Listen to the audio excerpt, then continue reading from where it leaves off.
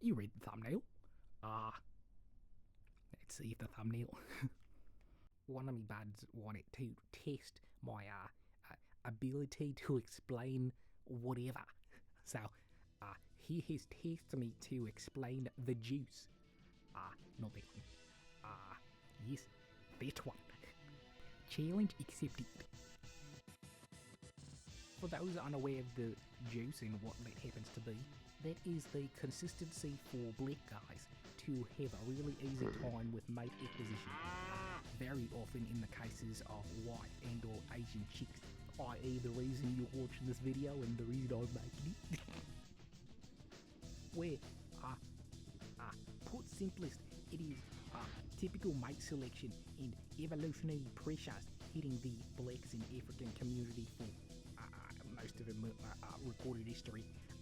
Couple that with the indomitable human spirit, subtract that with the casualties of natural / sexual selection, and multiply the survivors by the, or rather, multiply the survivors with the daughters of civilizations whose greater, for lack of a better term, conservatism, or rather, reservatism, keeping up with the Jonesy shit. Another way of saying it would be black people across the world have typically had greater threats from environments, deserts, safaris, and the monsters who would inhabit such. While contrast this with the whites and the Asians, who for the most part have been threats to themselves and one another. That isn't to say that the blacks haven't done the same. Literally the people to sell blacks to the Portuguese. In the cases of the whites and the Asians, it is that their stressors were constant, chronic if you will, as their stressors were one another. And rather, their constant attempts at adherence to the social hierarchy that mostly had to do with money and looking good in front of the girls.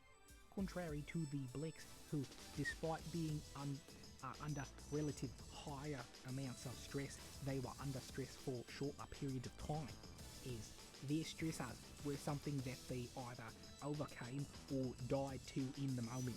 And we have the tendency to only pay attention to that which survived. Survived, she bias and all that. Now that I think about it, it's altogether possible that the source, the juice, is just a sexual survivorship bias. Rinse off with the ones who came home and repeat and get most of history.